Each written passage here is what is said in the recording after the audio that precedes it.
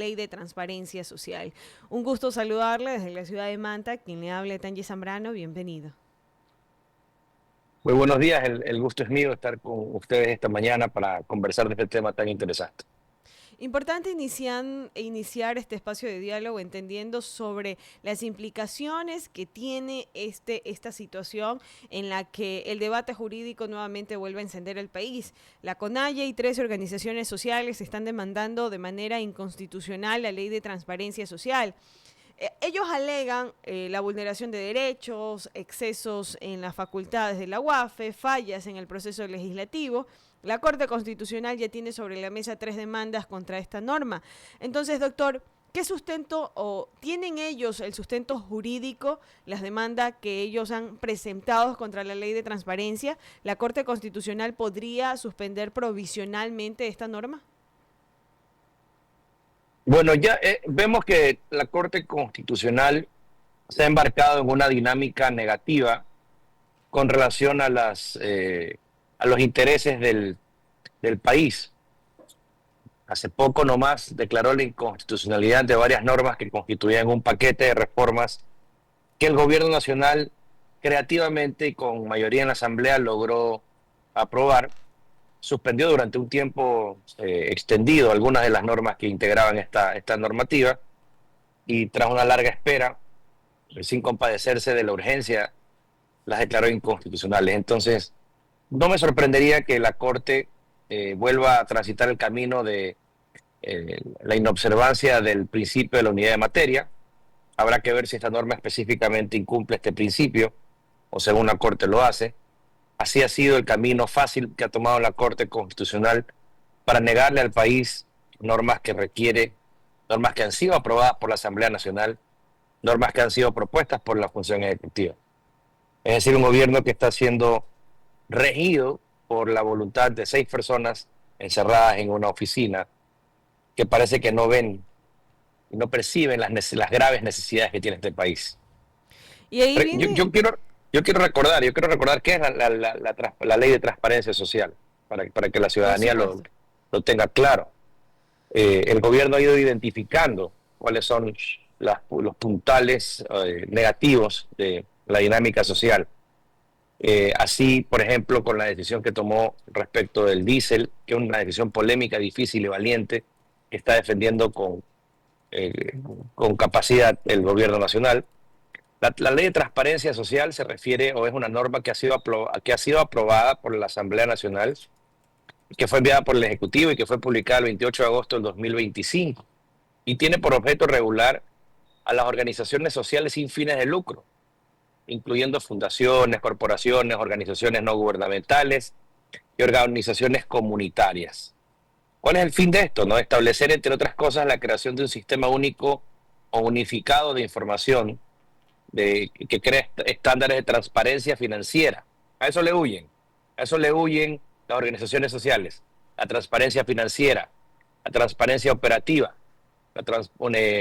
también principios de cumplimiento, un principio de vigilancia estatal a través de la Superintendencia de Economía Popular y Solidaria, requisitos de aporte, ver de dónde viene el dinero, auditorías permanentes y demás.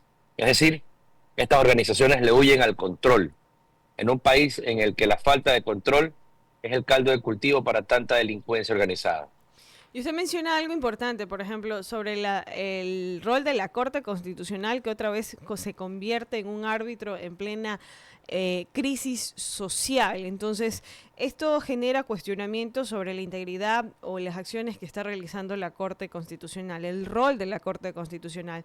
Pero en el tema de control y también en la parte de los derechos que son fundamentales, algo que me llama muchísimo la atención, por ejemplo, es el rol de la UAFE. ¿Qué hace la UAFE con esta ley? Gana facultades para congelar fondos con bases en indicios objetivos. ¿Eso no abre una puerta a abusos o a una suerte de sanción anticipada sin una especie de control judicial? Bueno, hemos venido discutiendo eh, desde hace mucho tiempo mecanismos más efectivos para luchar contra la delincuencia organizada. Por ejemplo, le recuerdo la tan polémica ley que permitiera, se me va el término, era retener los bienes, el comiso de los bienes sin sentencia en el inicio del proceso. Este tipo de leyes obviamente son polémicas. La UAFE tiene un proceso ya previamente establecido, es una unidad de análisis financiero y económico, que es lo que corresponde a sus siglas en nuestro país, pero tiene un paralelo en todos los países de la región, en todos los países donde hay el marco de convencionalidad fija la obligación de los estados de controlar la administración financiera de los países para evitar la inserción de recursos provenientes de la delincuencia organizada en el sistema económico formal. Existen y de hecho interactúan. Nosotros tenemos una interacción permanente con la entidad paralela a la UAFE en Estados Unidos, en Colombia, en Perú, en los países de la región, en Brasil. Y a través de esta colaboración es que hemos podido hacer o ejecutar el principio básico de la materia criminal, que es un principio que rige desde que se identificó el lavado de activos como un delito grave, como un delito que está afectando la economía del mundo, que es seguir el dinero. ¿Cómo sigue usted el dinero si no tiene acceso a información delicada como esta? Entonces, darle más facultades a la UAFE no es necesariamente algo malo. Estas facultades deben ser obviamente reglamentadas por la ley y garantizando la vigencia de los principios establecidos en la Constitución. Y mientras haya una herramienta de contrapeso, un recurso que pueda interponerse, una instancia a la que pueda comparecerse para confirmar o para verificar lo actuado por la UAFE, yo no le veo nada de malo. Yo no le veo nada de malo porque bajo ese principio, el principio de confianza de la ciudadanía en su gobierno, entonces no confiemos en la policía y darle la facultad de que la policía tenga el monopolio de la fuerza pública y las Fuerzas Armadas. No le podríamos dar armas a las fuerzas del orden porque pues bajo el principio de la desconfianza, que es el que quieren sembrar los recurrentes de esta normativa, no podemos confiar en nadie. La UAF es una institución pública, una institución del Estado, una institución adscrita al gobierno y en consecuencia su existencia no se discute, sus competencias deben ser las que requiera el bienestar de la ciudadanía. El que no lava activos, el que no hace daño, el que no comete delitos, no tiene nada que temer. Ahora, volviendo al tema de la Corte Constitucional, sería indispensable, por ejemplo, entender si la Corte acepta este tema de la inconstitucionalidad. ¿Qué precedentes dejaría en la relación entre el control estatal y los derechos colectivos? Vemos que la Corte, por ejemplo, ya ha frenado normas en el contexto del paro del 2019, en el 2022. ¿Estamos frente a un nuevo pulso político entre el gobierno y los movimientos sociales? Yo creo que eso es lo que busca la oposición, destruir como siempre. Y lamentablemente la Corte Constitucional se ha embarcado en esta dinámica política. La Corte Constitucional siendo la instancia de cierre de la más alta instancia de verificación de la legalidad, pero ya no la legalidad, sino la constitucionalidad. A través del ejercicio del control constitucional, nada tiene que hacer involucrándose en la política nacional. La Corte Constitucional no ha sido seleccionada para gobernar el país y se ha transformado en el ejercicio excesivamente formalista de sus competencias en un obstáculo para gobernar. Y de alguna manera gobierna.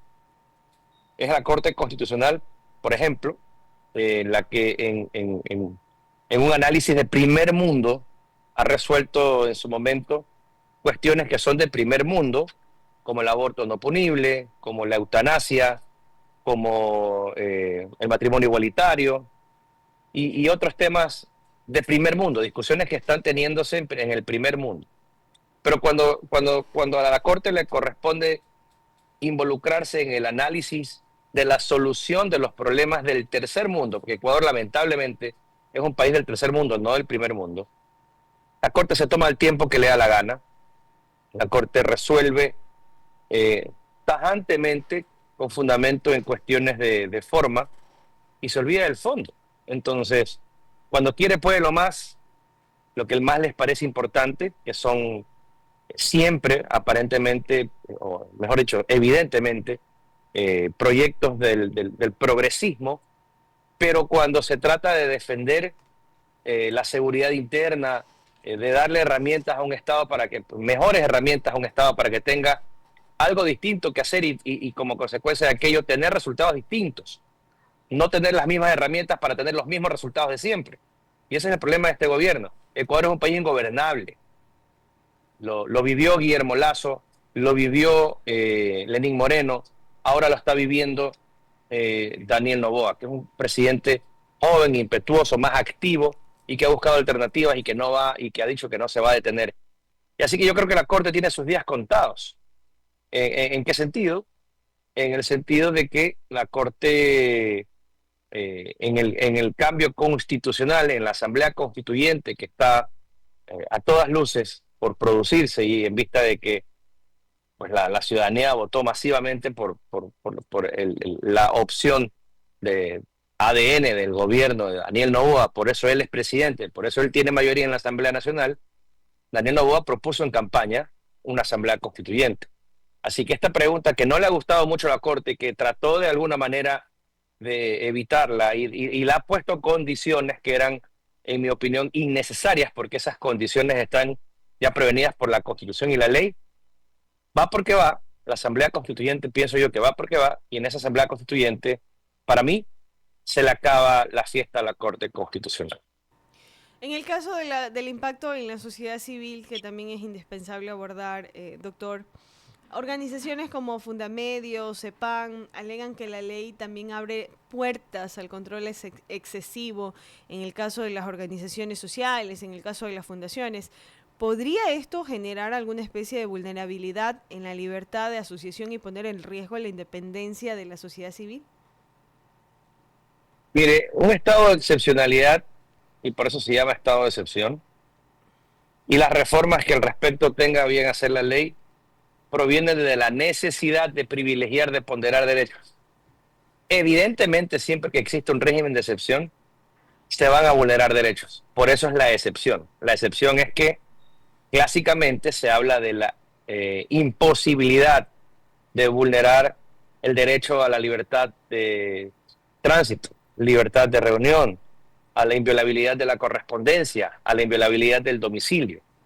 Pero ningún derecho es inmutable, ningún derecho es absoluto. Todo derecho tiene un espacio en el que puede ser revisado. De hecho, de eso se trata la excepcionalidad, la excepción. Primero y segundo, esto atiende el principio de que tu derecho termina donde empieza mi derecho. Básico en el derecho, en la aplicación de la justicia y del derecho. Entonces, que hayan espacios para controversias donde se puede entender o querer entender desde una visión distinta, y ese es uno de los grandes problemas del país, que la aplicación de la ley vulnera derechos, es en sí mismo un absurdo. Pero esto pasa por algo sustancial, mi estimada. En el año 2008, y lo digo y me hago cargo de lo que digo, se insertaron sendas novelerías del progresismo latinoamericano en nuestra Corte Constitucional y nos ha causado un serio problema. Una de las tantas cosas tan difíciles de superar es que este país ha sido partido a la mitad. Tanto así que la polarización se vive en todo aspecto. Hoy en día usted tiene que ser pro gobierno o tiene que estar contra el gobierno. Resulta que nadie puede tener un espacio de opinión intermedia donde puede ser objetivo, donde puede estar de acuerdo con ciertas cosas y no de acuerdo con otras. Por ejemplo, es impensable que alguien pueda decir o sostener que durante el régimen de Rafael Correa, durante el régimen del correísmo, hubieron cosas positivas, pero que también hubieron cosas negativas. Resulta que todo el mundo tiene que tener una opinión tajante sobre las cosas. Y esa partición del país en dos se debe al discurso populista en su inicio y luego a la inserción de novelerías del progresismo en la Constitución del año 2008. Así, por ejemplo, se reconoce que el Estado es un Estado multicultural, plurinacional y demás, y con esa excusa se crea el régimen de la justicia indígena, rompiendo el principio de la unidad jurisdiccional por el que se entiende que un Estado, para poderse sostener como Estado, debe tener una sola justicia, no dos, no tres, no varias, no hay excepciones, pero se ha reconocido la justicia indígena como una manifestación cultural y eso nos ha llevado de una manifestación cultural, que es respetable obviamente, al ejercicio abusivo de un poder que desconoce el poder del Estado. Pues ahora los movimientos indígenas dicen tener su propio territorio, de hecho lo tienen y ejercen facultades coercitivas dentro del mismo, impiden el ingreso de la autoridad pública. Doctor, pero en este Decretan caso uno de los argumentos, por ejemplo, es que de los pueblos indígenas es que no hubo una consulta previa. Ellos alegan de que la Corte, por ejemplo, dentro de sus requisitos, para ellos es esencial que no se afecten a pueblos y nacionalidades. Y eso es lo que están alegando los pueblos indígenas, que no hubo una consulta prelegislativa al momento de entregar esta ley. Sí, pero ¿cómo lo reclaman? A piedras, a golpes, incendiando vehículos, rompiendo bienes públicos. Esa no es la vía. Y resulta que Ecuador tiene dos visiones. La visión del ser humano razonable, que como usted y como yo, si tiene alguna diferencia con algo que le ha sucedido con respecto del Estado, tiene las vías jurisdiccionales ordinarias. Usted puede demandar la inconstitucionalidad de algo, usted puede demandar a través de una acción de protección la vulneración de un derecho, usted puede proponer una medida cautelar si hay una inminente vulneración de uno de sus derechos garantizados por la Constitución. Si alguien le debe, usted va y lo demanda civilmente ante un juez ordinario. Si es víctima de un delito, va ante la fiscalía y denuncia el delito. Conduce el canal formal, pero hay una porción del Estado ecuatoriano, de la ciudadanía del Ecuador, que desconoce el orden constituido. Y cuando no está de acuerdo con algo, hace lo que le da la gana. Declara tener su territorio, declara tener su propio ejército, declara sus propios estados de excepción. Y ante esto, nada. Han secuestrado militares, los han devuelto, gracias a Dios, pero golpeados salvajemente y con la impunidad. Y hay ciertos acartonados analistas, juristas, analistas constitucionales, que a mí me causan vergüenza ajena, honestamente, que han salido a defender esta práctica diciendo que eso no se trata de un secuestro, que se trata de una retención en el contexto de la justicia indígena. A eso nos han llevado con esta constitución que debe dejar de existir. Ecuador no es eso. Ecuador no es un país dividido. Ecuador es un país que vive en la multiculturalidad y eso es lógico. Siempre ha sido así. El ecuatoriano es bueno por naturaleza, pero nos hemos transformado en un país en el que la delincuencia ha permeado nuestras instituciones, porque le abrimos las puertas a la delincuencia. Eso también es parte de la dinámica de las novelerías del progresismo allá por la década en que el socialismo del siglo XXI arruinó este país. Eso tiene que cambiar.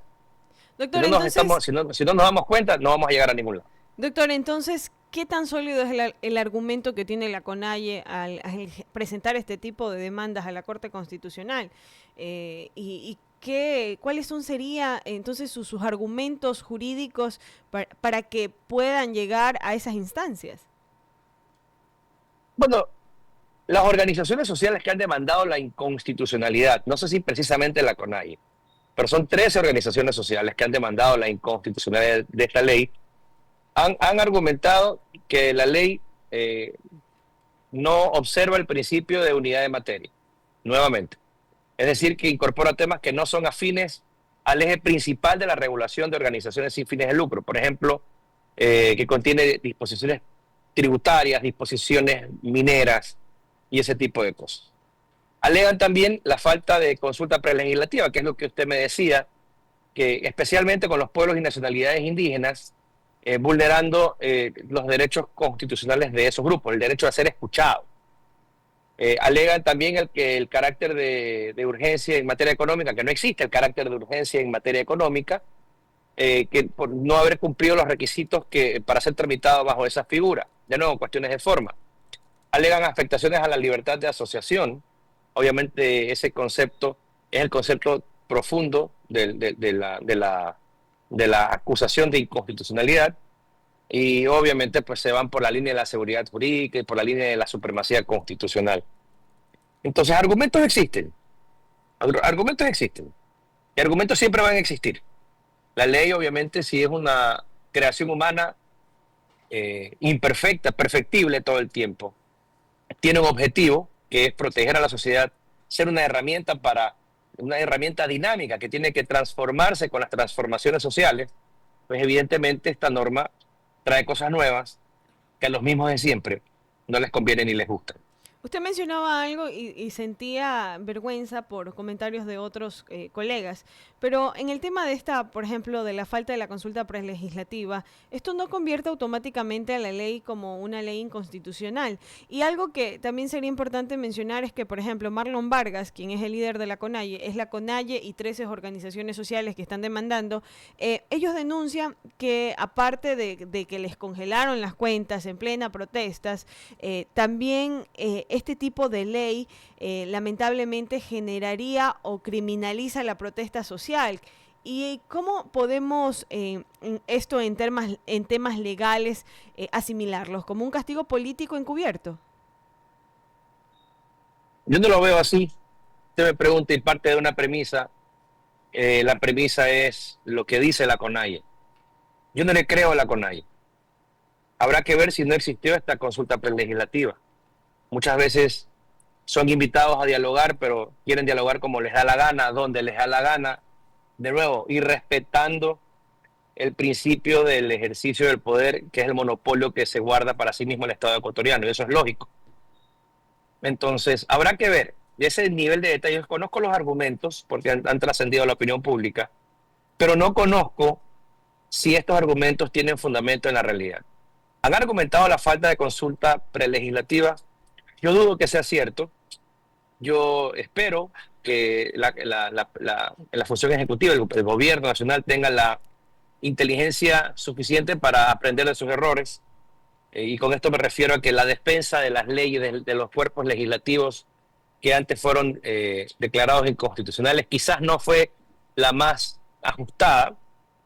Vimos el ejercicio de defensa de unos abogados jóvenes que como que les faltó cancha para debatir con su contraparte, que fue que tiene experiencia en esto, porque tienen cada cierto tiempo, causan los mismos problemas en el país.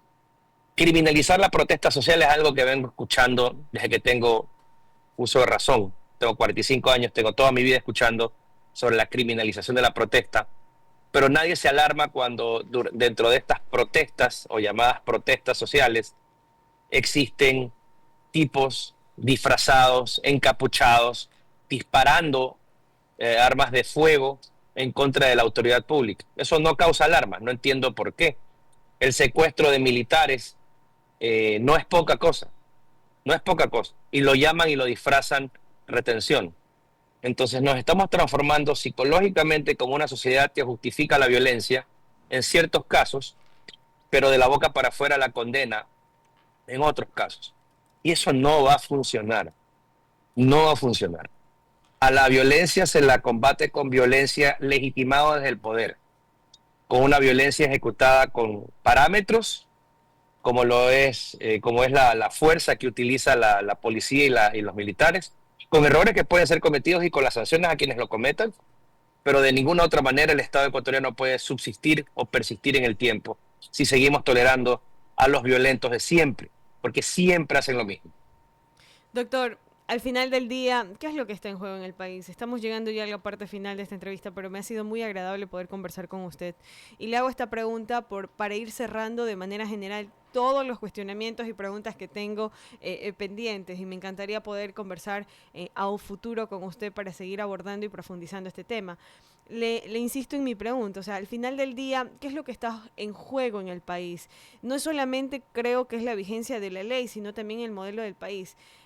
¿Queremos un Estado que controle a los ciudadanos o un Estado que respete sin excusas los derechos colectivos y constitucionales? Este juego, este juego la vida de los ecuatorianos, porque la vida es este concepto eh, etéreo, eterno, básico, desde donde parte todo. La vida no solamente es que existe desde la concepción y que se acaba con el cese de las funciones vitales. Ese es el concepto general o vulgar de la vida. La vida es también el desarrollo social, el acceso a la salud, a la educación, a la seguridad. No es vida vivir temiendo morir todos los días. No es vida saber que no tienes o no vas a lograr tener atención a tus necesidades básicas, como es la salud, como lo es la educación, como es la seguridad. Eso no es vida. Y no podemos continuar bajo un esquema en el que se privilegian los intereses o los derechos de quienes atentan contra la vida por sobre los intereses de la ciudadanía honesta, por sobre los intereses de la ciudadanía que no comete delitos. Y esta Corte ha privilegiado, por ejemplo, cuando resolvió lo del aborto no punible, los derechos de la víctima de un delito execrable como es la violación. Eso está muy bien, me parece muy bien. Y insisto, es el primer mundo. Pero para hacerlo, privilegió los derechos de la víctima de un delito por sobre los derechos de una vida inocente, de un ser humano que no eligió ser concebido y empezar su camino hacia una vida que pues, legalmente puede ser interrumpida. Y eso lo hizo ponderando derechos. Pero esa misma Corte Constitucional, cuando ponderó el proyecto de de la castración química para los mismos violadores, por cierto, hablando de la misma dinámica delictiva, resulta que ponderó los derechos de los violadores por sobre los niños, por sobre la ciudadanía misma. Y no hubo camino, no hubo vías hacia esa discusión. O sea, le podemos quitar la vida a un ser recién concebido, pero eh, no podemos aplicar la castración química porque es cruel contra un delincuente que ha sido sentenciado, pasando todas las etapas del proceso por un delito grave como es la violación. Ese tipo de cosas que no hacen sentido, porque tampoco pasó la discusión sobre el registro de infractores sexuales, que es una medida menos drástica, digamos. Ese tipo de diferencias en la forma de decidir las cosas, donde una corte privilegia los derechos de la naturaleza, de nuevo, cosas del primer mundo, y nos obliga a devolver el Yasuní como Estado, con una obligación económica imposible de pagar, imposible de ejecutar en el tiempo, nos ha causado un perjuicio del que yo creo que hoy estamos muy arrepentidos, aunque eso fue sometido a votación popular. Esta misma Corte Constitucional que en algún momento dijo, nosotros, los jueces que administramos justicia constitucional, no podemos cometer delitos de prevaricato. Nosotros somos inmunes a esa conducta penal. Poco tiempo después reflexionó y lo cambió. Esta corte que divaga, esta corte que lamentablemente está encerrada o enfrascada en la cuestión del análisis de lo constitucional, como si todo se agotara en eso, tiene que dejar de existir en la forma que existe hoy. Entonces, nos estamos jugando una visión de país. Vamos a hacer una asamblea constituyente y en esa asamblea constituyente tienen que revisarse estas cosas. Estas y muchas más, porque si no, vamos de mal en peor. Doctor, y esa última reflexión, concuerdo con usted. La Corte Constitucional es selectiva y eso lamentablemente erosiona la confianza ciudadana. Creo que más que las leyes que se están debatiendo, las leyes que se están cuestionando, lo que realmente está en juego es la credibilidad del sistema judicial frente no solo a los pueblos indígenas, sino a todo el territorio ecuatoriano, a toda la sociedad en general. Si la justicia es parcial, si ellos deciden unas cosas sí y a otras no, en unas dan medidas inmediatas, en otros tienen silencios, tienen demoras, tienen cuestionamiento, el país prácticamente se queda sin un árbitro y lo que nos convierte es lo que estamos viviendo, en que la calle es el único espacio de disputa y eso es terrible. Eso es terrible porque estamos cuestionando primero la democracia de nuestro país, la gobernabilidad y también cuestionando lo que debería ser justo, la justicia. Es así, vivimos en una permanente inseguridad jurídica. ¿Quién en este país confía en que si le roban hoy día va a denunciar algo y va a ocurrir, va a haber una consecuencia para los delincuentes? Nadie, nadie confía en los jueces y se lo han ganado a pulso. Que sí hay jueces honestos, sí hay funcionarios judiciales honestos, pero hay muchos deshonestos. Y sobre ese en particular tampoco se está haciendo mucho. Doctor, muchísimas gracias. Gracias por aceptar este espacio de diálogo. Le agradezco enormemente por esta entrevista. Encantado, a las órdenes.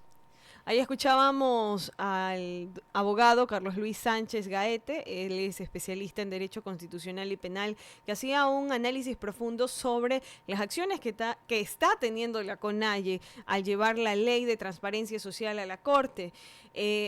Analizábamos si esto es una especie de control financiero, una especie de vulneración de derechos, así que les invitamos a que si se perdieron los detalles, nos acompañen a través de nuestra plataforma de YouTube y también en nuestras redes sociales, donde vamos a estar compartiendo los extractos más relevantes de esta entrevista. Hemos llegado ya a la parte final de esta primera jornada informativa. Sigan con nosotros porque viene Visión al Deporte.